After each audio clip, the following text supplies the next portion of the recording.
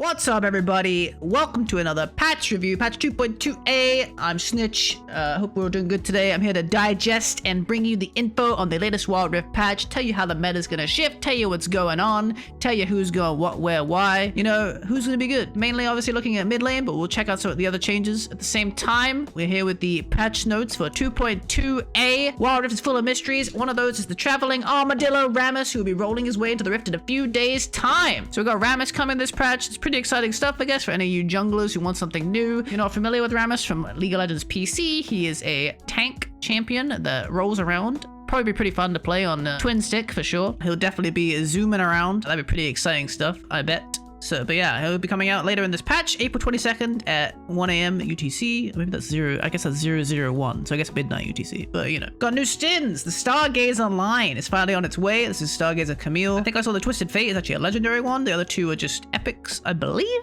But, you know, it's the first original skin line for Wild Rift, so it's pretty cool. Could definitely get pretty excited for that one. I think they look pretty neat in-game. I'm sure you guys can find resources that will help you. Maybe even my editor will link them for you, who knows. New accessories. You can earn or purchase accessories from a bunch of different sources. Please check the relevant page in-game for more information on how to get them. So we've got the Stargazer event rewards here, I guess. there's an event coming. Looks like they're released throughout the patch. 2 icons. These are pretty neat. This cute little pengu. Look at this guy, dude.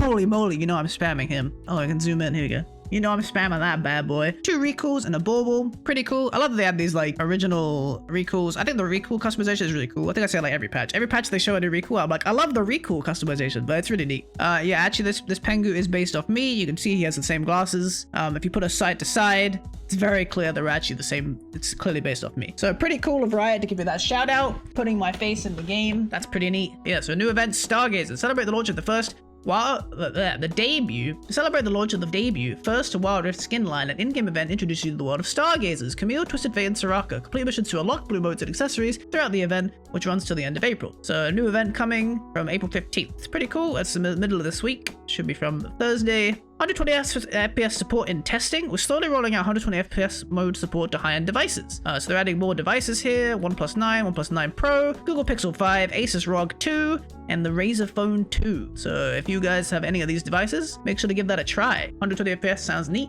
But that high quality frame rate, that's what we're about. Champion changes, here's the meat. We got Alistar. For a tanky supportive champ, Alistar is dealing too much damage, particularly to turrets. Using headbutt to attack turrets, did you know you could do that? Should be a bit more of a conscious choice. So they're nerfing headbutt damage here and the turret damage ratio. Sure. Don't think it's particularly pressing personally. I wasn't really thinking like, oh man, Alistar's headbutt's doing way too much damage to towers, but I guess I'll take any Alistar nerf I can get. Like, champ's still pretty cracked, but overall, don't think it'll make much of a change. 20 damage of headbutt at rank 4, not really that big a deal. Blitzcrank has been slightly underperforming for a while now, as we're reverting some of the nerfs he received last year. These changes combined with the recent tank item update should give him a healthier space in the support roster. So, a little 20 damage at all ranks on Rocket Grab, and a lowered self-slow duration on Overdrive. So Overdrive is you dash, and then when the buff runs out, you get a self-slow for a short amount of time. So they're lowering the amount of punishment he receives after using Overdrive. This makes it a little bit harder to punish him if he's going for like an Overdrive into a Rocket Grab. Obviously he has that period afterwards where he's slowed. Makes it a little bit easier for him to get caught off guard if he does end up missing that hook. But it's just some nice quality of life changes to Blitz. Nothing too significant. This will make him a little bit better in the lane phase, but not by much. I think he still has some pretty big issues. And he also really struggles against picks like Alistar in the meta. So, you know, I think Blitz becomes better when the meta is more towards like squishy range supports. So, for example, with Lux getting a bit more popular lately, it's actually possible that Blitz could start making more of a comeback, especially with these buffs, because he's much better when the enemy support is range and he has like more hook targets throughout the game. Corki's mail route stops by the Rift a bit too often, giving a bit of a break between deliveries with the goal to give him and his opponents a bit of breathing room. So they're actually increasing the time between packages for Corki. I think this is a fine change. Honestly, I feel like he had it a lot. As a Corki player, I almost don't even mind this, because I feel like I was having to recall so often, like off timing, to actually pick up my package. Like I kept having to recall when I didn't have a good amount of gold. So honestly, even as a Corki player, I don't even mind this that much. I think you'll still have package often enough that it'll be significant, but you won't feel pressured to recall as often.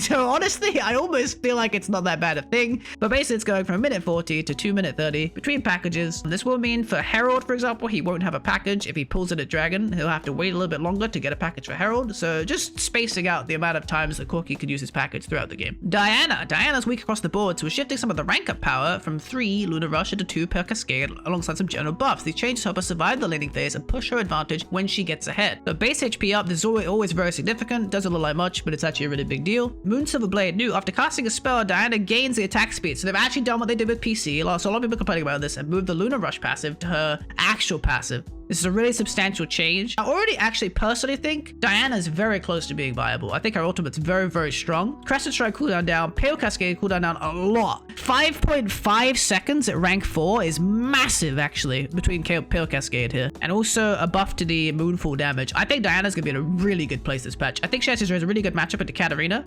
So I think there's definitely a chance that Diana steps up here to like solid, you know, AS tier. I think these changes are really substantial. I think she'll feel really, really good after the patch. Like I said, I already feel like she's very close to being relevant. And I think these changes are what will definitely push her into the meta. I think she'll definitely be played. I think she's a really cool champion in Wild Rift. I think these changes are great. I like that they moved the attack speed passive to her actual passive. This gives her a little bit more skill expression as well. You know, weaving your skills to get more attack speed buffs. Just a big buff in general to her ability to output damage and just have players, you know, get better at Diana and show more off with her. Because I think she is a really cool champ. And I think she fits pretty well in Wild Rift. But I definitely think she'll be definitely relevant next patch. Dr. Mundo. Mundo by Sunfire Aegis. Mundo burned down entire jungle enemy team. Mundo need time out. So we've got some stat nerfs for Mundo here. Kind of the Olaf treatment where they kind of clocked him on his jungle clear, especially. And then Masochism's duration has been rescaled so it goes up with rank and it ends up at a 0.5 nerf overall. I think you actually max Masochism last. So it's actually a pretty substantial nerf for Mundo, to be honest. Much less duration on his Masochism passive,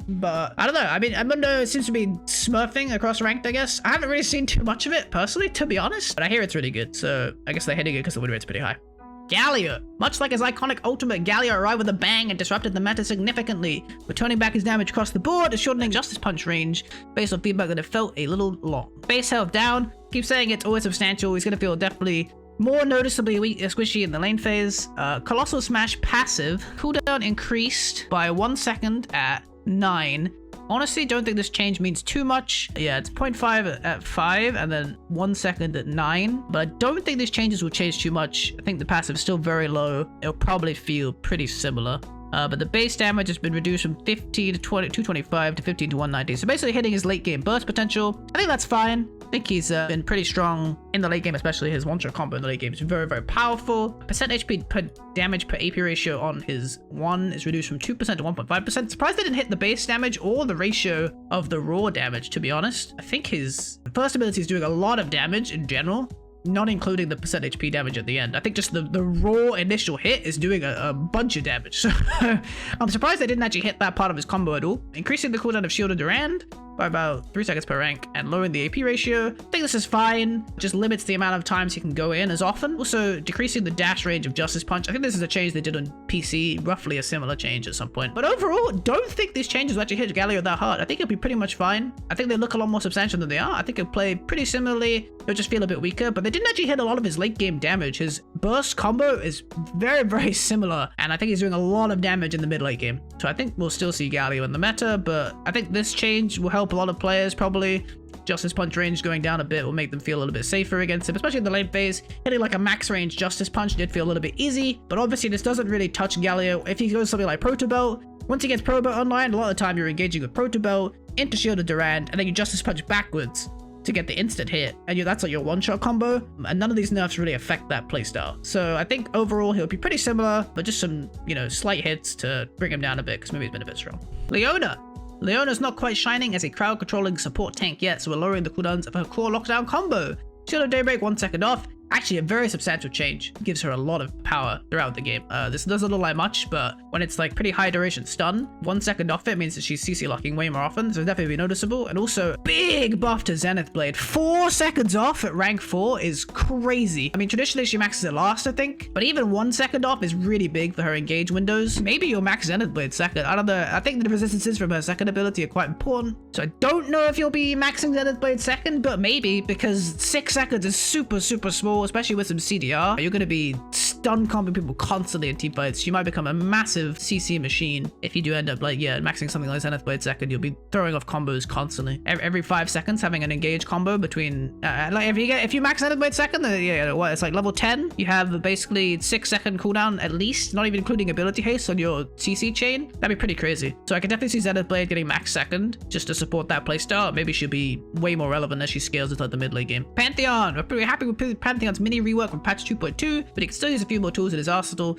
His adjustments shall maintain his ability to carry an early game lead into a W. Base stats, 6 AD is pretty substantial, and +1 AD per level. These are actually really big changes. I definitely do feel like his early lane phase has been a little bit weak. You know, traditionally from PC League of Legends, Pantheon is really early game aggressive, kind of like lane bully, very, very strong in the early game. He uses that to snowball, but I think his early damage has been quite low, so I'm glad to see them buffing it because I think this is definitely what he needs. Comet Spears, base damage of the short version going up by 15 in the early game, so this is just mainly just early game buffs. Yeah, 15, 10, 5, 0, and then the charge base damage, 15, 10, 5, 0 again. Bonus AD ratio going up, and the crit AD ratio going up as well. I think it's really cool. I think Pantheon's really close to being very relevant and strong. I'd love to see him in the meta. I think he's a cool champ, and I think this will definitely push him into a solid place in probably both mid lane and Baron lane. I think, you know, these buffs are definitely aimed more towards a scaling Pantheon build because it's a ratio buff. That they want the Pantheon that's farming a lot and building a lot of AD items to be more relevant. So this is more of a buff to like laning Pantheon as opposed to support Pantheon. But even support Pantheon will feel some buffs here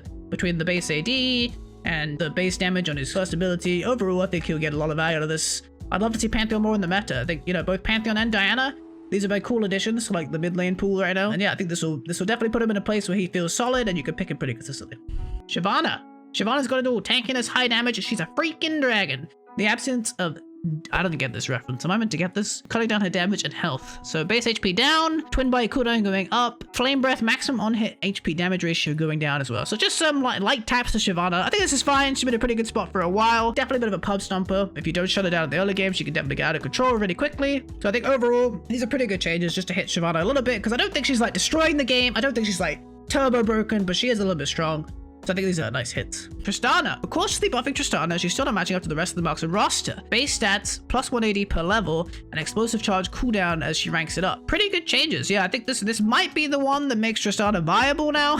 She's been so close, I think, honestly. And they keep hitting like random other quality of life buffs trying to make her more relevant. She hasn't quite got there. So hopefully these buffs will finally push Tristana a little bit forwards. Can't imagine Tristana mid would be a thing still. I think it's really hard to play Tristana mid without the Hail of Blades rune that's available in PC. Maybe this would be the point where you could start to see Tristana mid being a little bit more relevant as well, because she gets more value from levels in that she gets more power in the early game from getting XP faster.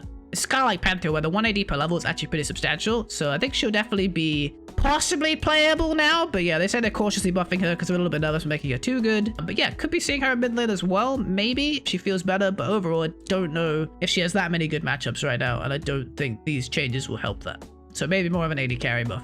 Vi has been a popular reliable pick in high level games, but on the strong side in regular play. These changes allow her to keep a reliable gank pattern to a slightly higher risk, so less early armor. This will make her a little bit weaker in her jungle clear. So say, you know, jungle camps obviously hit you, so if you have low armor, you take a little bit more damage. And then also assault and battery cooldown going up by 10 seconds every rank. I think the changes are okay. I don't think Vi was that good, but she's very popular in Southeast Asia competitive play. She's played a little bit in European competitive play. I see her, you know, here and there in solo queue. Don't know if she needed a nerf necessarily, but I think these changes are fine. Shouldn't be too substantial. She should still be pretty fine. Item changes. Infinity Orb. Infinity Orb is providing too much value for its gold cost and bumping up its price a smidgen to delay its purchase of Snowball League games. So just making it match Leandri. Yeah, I guess Infinity Orb felt particularly good because it's a bit of a cheaper spike in comparison to something like Leandri as a choice. But overall, I think this change won't matter too much, just delaying Infinity Orb champions a little bit, but when they buy the initial Oblivion Orb, they're already spiking anyway off getting the flat magic pen. That's like the main stat value. So I think the build path will still feel particularly fine. It's just 300 more gold you have to find to finish the Infinity Orb, so delaying that spike. Sunfire Aegis, while not being drastically overpowered, except on Mundo, lol. Sunfire Aegis is performing a little bit too well, taking it down a notch to add some more first item choices for tanks. Yeah, I don't know what those first item choices are. This seems like a weird nerf to me because there aren't many first item choices right now.